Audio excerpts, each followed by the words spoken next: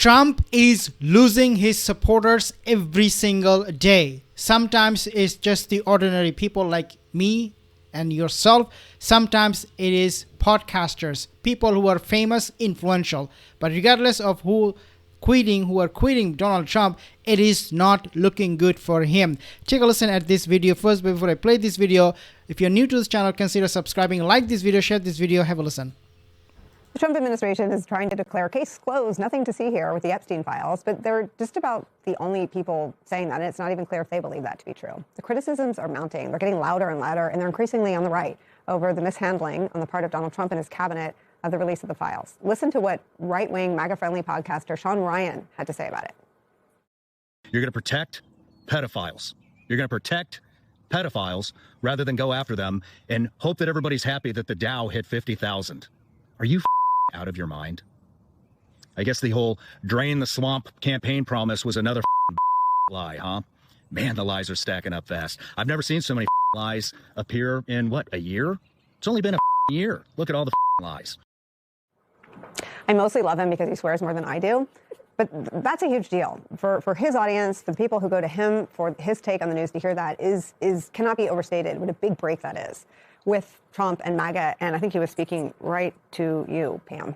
In Congress, the investigations into those lies he is referencing and what has been revealed in the Epstein files are just getting started as well. Tomorrow, the House Oversight Committee will question billionaire Les Wexner, who is named thousands of times in the Epstein files that have been released by the Justice Department. He was named as a possible co-conspirator as well. David and Alex are still here. Are you surprised by the reaction? This feels like there is no co-conspirators at all. It's just Ghislaine Maxwell. But hey, this is over. It's a Democrat hoax. Let's move on from it. I mean, these lies are not cutting it for you, Donald Trump. You need to be removed from office. You are a pedo. You do not and should not be in the office telling people what to do, who to vote. Where the permission structure was baked in before Trump was reelected because this issue was such a huge deal on the right. But even understanding that, as I've come to understand that, I am surprised by how enraged they are by the handling.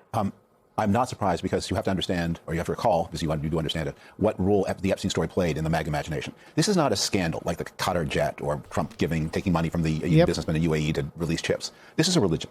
Totally. It's a value statement. What MAGA people were told is there's a global conspiracy of cannibalistic, satanic pedophiles that permeates the entire upper strata of American society. There are often anti-Semitic overtones. This is not always, but often. But there is this vast conspiracy of blood-sucking vampiric cannibals. And there is one Jesus figure who is defending America against this satanic conspiracy, and that is Donald Trump. Now, according to the religion, he can't tell you everything right away. But rest assured, in the darkness, Donald Trump is battling Satan. And then it turns out, actually, no, he and Satan were best friends. He's in the Satan files a million times or whatever it is. And in fact, he's engaged in it's not like a cover-up of a scandal. It is the collapse of a whole system of religious belief that was the one thing that compensated people for the true fact that Donald Trump was making their material lives in every way worse from the first moment he became president. I think it's also that they've made the wrong assessment. This gets back to sort of the weakness of his political information stream. The political damage for Trump isn't just being in them, it's hiding them. Hiding them is the thing that goes against this religion and this worldview. Well, because it raises the question, in this world, there are two kinds of people. People who believe the pedophile vampire story and people who are in the pedophile vampire network. So if you are not actively revealing the pedophile vampire story, what does that say? You're probably yourself a pedophile vampire. And that's a trick that the MAGA world played against Hillary Clinton, played it against John Podesta, it played it against, that's the Pizzagate story. You either believe our religion or you are Satan.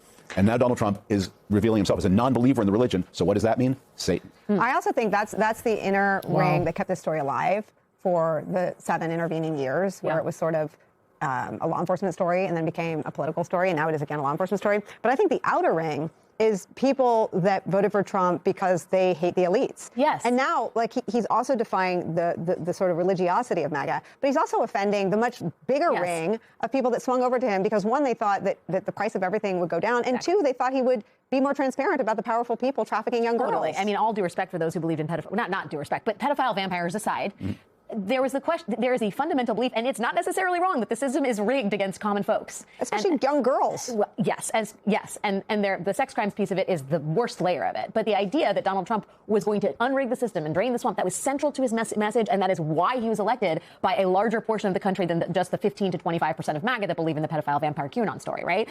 And he has done nothing but double down on the notion that the system exists for and by the elites, whether it is the affordability crisis that he has done nothing to allay, the tariffs that just do not benefit the American public, immigration enforcement that is gutting, the labor force that is also screwing up the American economy, to say nothing of terrorizing a large portion of this country.